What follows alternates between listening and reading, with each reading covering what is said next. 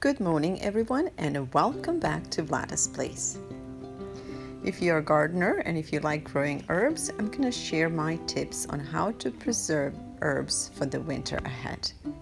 I shared some simple instructions a couple or 3 years ago on this channel, and today I'm back just to show you a slightly different version of drying herbs. Timing the harvest is very important, and usually the best time to harvest herbs is just before they flower. This will help you preserve the most essential oils in the herb. So when your herbs are doing well during the summertime, it's really a good idea to preserve them and save them for the winter season. And this is just one of the ways you can dry your herbs.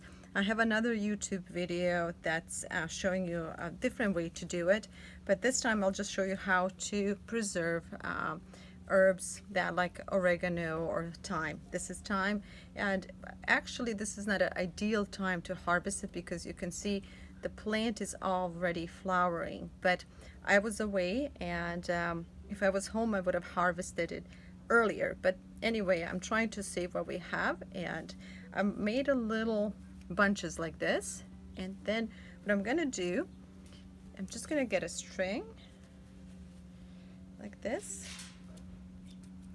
and start like here. Let's see this. Okay, and then let me just move these here, and then you're gonna lay this down, and then you're gonna make another loop like this. You're gonna put the next bunch through it and tighten it.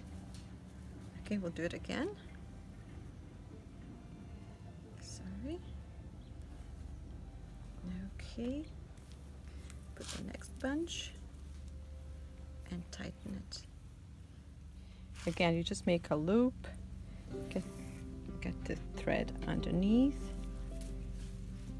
put the next bunch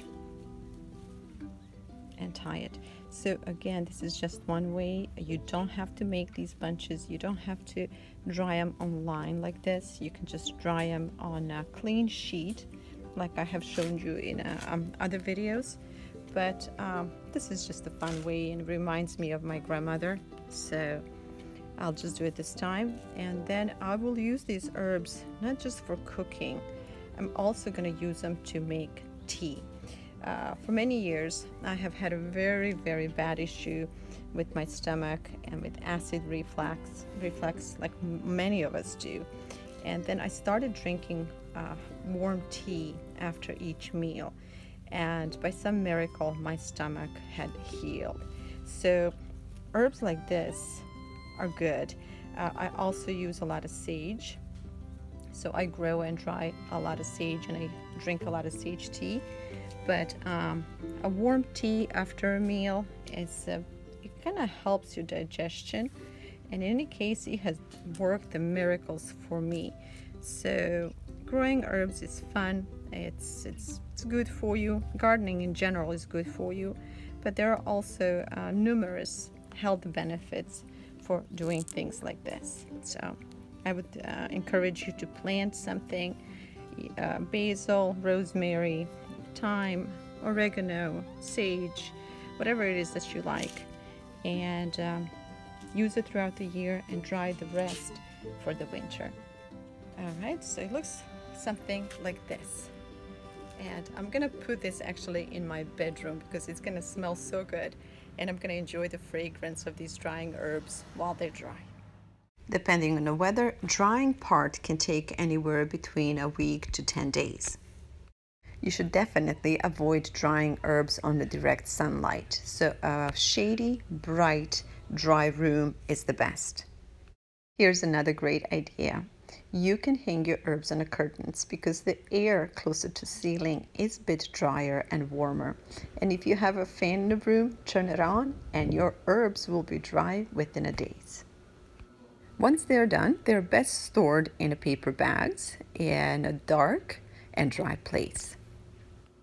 I hope this video was helpful, and I want to thank you for spending time with me and for watching it. My name is Vlada Vladik, and I'm a founder of a charitable organization called Vlada's Seeds of Life, whose mission is to help reconnect American families and communities. To find out more about our charity and our television program called Cooking and Kids, please visit vladav.com.